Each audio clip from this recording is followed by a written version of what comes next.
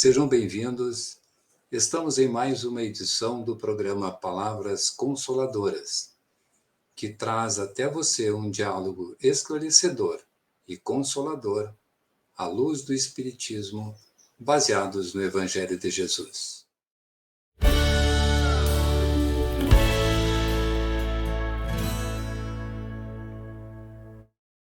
Hoje abordaremos o tema A Vida Após a Morte, Desencarnação, cuja bibliografia encontra-se na descrição deste vídeo. E para debatermos sobre esse tema, recebemos a nossa irmã Clementina Berno, trabalhadora do Movimento Espírita. Seja bem-vinda, Clementina. Muito obrigada, sempre uma alegria podermos participar. Os Espíritos nos preparam não para morrer, mas para vivermos nos dois planos da vida. A morte deixou, portanto, de ser uma tragédia para ser encarada como aprendizado natural ao espírito em sua jornada evolutiva. No Livro dos Espíritos, no capítulo 4, do Princípio Vital, a Vida e a Morte, na pergunta 68, Allan Kardec questiona: qual a causa da morte dos seres orgânicos? E continua a pergunta: poder-se-ia comparar a morte à cessação do movimento de uma máquina desorganizada? A causa da morte. Todos os seres orgânicos têm um ciclo de vida e se esgotam, se extinguem ao completar esse ciclo, ou se sofrerem alguma intervenção que provoque ou acelere esse processo. Nós podemos facilmente constatar isso observando a natureza em constante transformação. No segundo ponto, que o Vanderlei nos traz, temos uma comparação muito pertinente. O nosso organismo físico, sim, funciona como uma máquina, uma engrenagem, em que cada um dos órgãos tem a sua finalidade. Alguns deles, como as peças de uma engrenagem, são vitais e outros se destacam pela sua função, mas todos se complementam para a perfeita harmonia e funcionalidade. É possível, todavia, que na falta, amputação ou paralisação de um órgão físico, uma adaptação que os avanços da ciência e da medicina já nos permitem, nos oferecem, se possa evitar a falência e preservar o seu funcionamento. No caso dos humanos, é essencial para bem compreendermos que se admita que há no homem um princípio inteligente chamado alma ou espírito, cuja natureza é diferente daquela do corpo físico. Que nós somos espíritos imortais, temporariamente encarnados no corpo físico que melhores condições ofereças para essa experiência terrena ou encarnação. E que esse planejamento ele já ocorre na espiritualidade, com auxílio dos mentores espirituais, antes mesmo do espírito reencarnar, conforme nós podemos encontrar com muita clareza nos capítulos 12 e 13 do livro Missionários da Luz. Pode ocorrer, porém, que pelo merecimento do espírito encarnado lhe seja concedida uma moratória, estendendo-se o tempo previsto para aquela encarnação. Na morte, a alma ou espírito deixa o corpo físico, retornando ao mundo espiritual. A quantidade de fluido vital se esgota e o organismo, a máquina física, se extingue. Gostaria de explorar, Clementina, a primeira obra de André Luiz, que retrata muito bem esse fator da morte, psicografada por Chico Xavier. A obra é o Nosso Lar. Pelo fato dela nos trazer belos esclarecimentos sobre a vida após a morte. de fato, uma obra profundamente esclarecedora. Na verdade, o Nosso Lar é o primeiro de uma série de 13 livros ditados pelo espírito André Luiz e psicografados por Francisco Cândido Xavier. Descreve a vida no mundo espiritual e também a interação entre os espíritos encarnados e desencarnados, ou seja, os vivos do corpo físico e aqueles que já deixaram o corpo. A doutrina espírita, nas obras da codificação no Pentateuco, nos apresenta essa visão clara da continuidade da vida após a morte, indicando-nos a imensa variedade dos mundos habitados em diferentes graus de evolução espiritual, referindo-se, então, às muitas moradas da casa do Pai de que Jesus nos fala. Até a edição de O Livro dos Espíritos, em 1857, e as outras 4 obras depois que o detalho, acreditava-se na vida após a morte, porém, as informações acerca da realidade espiritual e da diversidade de condições dos espíritos eram quase nulas. Muitas outras obras sérias se seguiram mais tarde e até hoje nos trazem mais informações sobre essa realidade do espírito. O espírito que dita as obras sob o pseudônimo André Luiz relata-nos a sua realidade, o seu progresso no mundo espiritual, possibilitando-nos compreender que o túmulo, na verdade, é porta de renovação.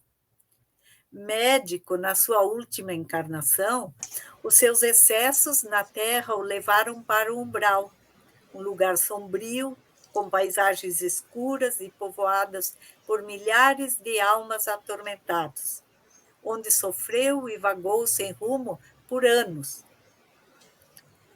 Apresenta-nos particularmente a vida em uma das moradas, a colônia espiritual Nosso Lar, para onde André Luiz foi levado após ser resgatado pelos benfeitores espirituais, e com isso possibilitando-nos entender que a vida na Terra é, de fato, uma cópia imperfeita do que ocorre no mundo espiritual. Nosso Lar é a obra mais conhecida em razão do filme de Wagner de Assis, que foi lançado em 2010 e que levou mais de 4 milhões de pessoas aos cinemas. E a boa notícia para nós é que já se encerraram as filmagens e está previsto o lançamento para o mês de agosto de 2003 de Nosso Lar 2, que, na verdade, tem como tema o segundo livro da série, intitulado Os Mensageiros. Por ordem de edição, os demais livros dessa série que nos descreve o mundo espiritual são Missionários da Luz, Obreiros da Vida Eterna, No Mundo Maior, Libertação, Entre a Terra e o Céu, Nos Domínios da Mediunidade, Ação e Reação, Evolução em Dois Mundos, Mecanismos da Mediunidade, Sexo e Destino e, por último, E a Vida Continua, que também já teve uma adaptação para o cinema no filme dirigido por Paulo Figueiredo e que estreou em 2012.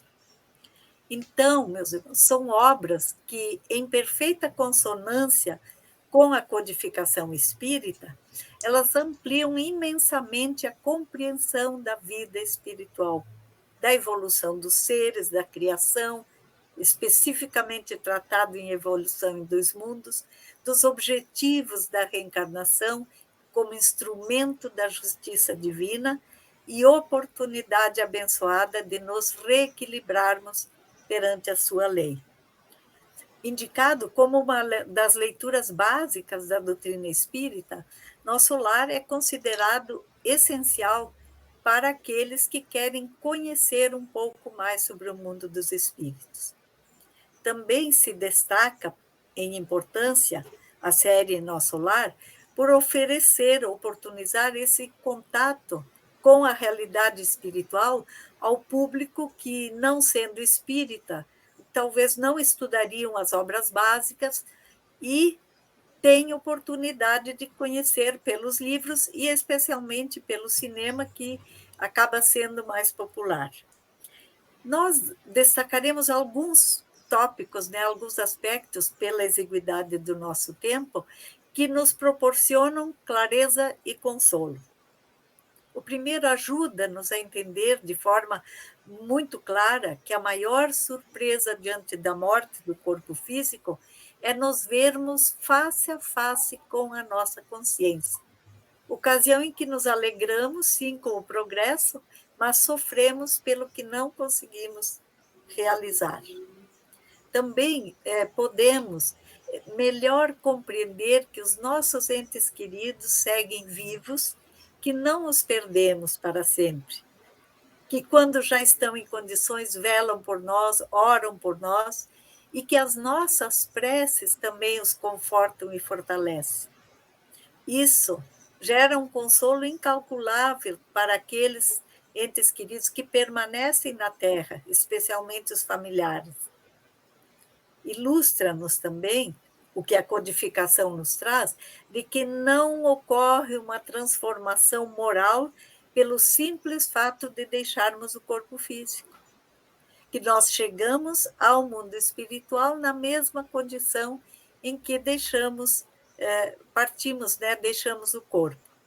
Que esse processo de evolução ele continua em outro plano, numa dessas moradas, para onde somos conduzidos pelos amigos espirituais, de acordo com a nossa condição espiritual no final da jornada terrena. Também nos lembra que a Terra, com as bênçãos e dores que enfrentamos, é uma oficina sagrada que precisa ser valorizada, merecendo todo o esforço que nos seja possível para aproveitarmos cada momento. E que a reencarnação é esse mecanismo divino que nos possibilita crescimento, aperfeiçoamento, preparando-nos para um futuro melhor. Que todo o bem conta para o progresso e todo o mal exige de nós uma reparação. E lá está o livro Ação e Reação, que muito nos esclarece. Traz-nos também informações preciosas acerca da influência que os espíritos exercem em nossa vida. Essa influência pode ser maléfica, perturbadora, quando os nossos atos, ou de agora ou de encarnações anteriores, nos identificam com aqueles algozes ou aqueles que vibram na mesma frequência que nós. Por essa razão, Jesus nos recomendava a vigilância e a oração, porque assim procedendo, podemos ser nós a influenciar positivamente os espíritos que estão perturbados e sofredores. Possibilita-nos também melhor conhecer o intenso e incessante amparo protagonizado pelos espíritos superiores a todos aqueles que necessitam, seja no plano físico ou espiritual, descrevendo inclusive as caravanas que amorosamente se organizam para essa assistência.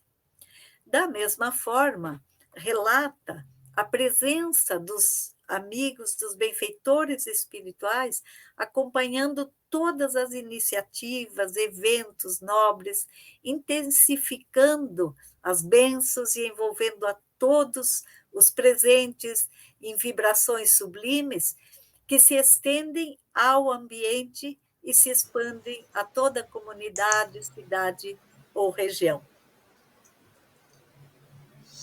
Tudo bem, Clementina. Muito bom teus esclarecimentos. Eu gostaria de ouvir as tuas considerações finais, agradecendo a tua colaboração nesse tema tão edificante e desmistificador da morte. Verdade. Na verdade, esse verdadeiro manancial de luz e proteção, né, que os benfeitores nos proporcionam. a gratidão também de minha parte, e só reforçar, a importância de sempre nos lembrarmos da afirmativa de Jesus, que o seu reino não é deste mundo, que na casa do Pai há muitas moradas e que nós nunca estamos sós ou desamparados. Por isso, confiemos. Acrescentando, Leon Denis consagra à morte muitas páginas, esparsas em sua obra Depois da Morte, que seria uma leitura indicativa também desse tema tão importante. Perfeito. Nós agradecemos, então, a audiência dos nossos ouvintes, nos estimulando a estudarmos mais e trazermos a vocês o conhecimento do mundo espiritual.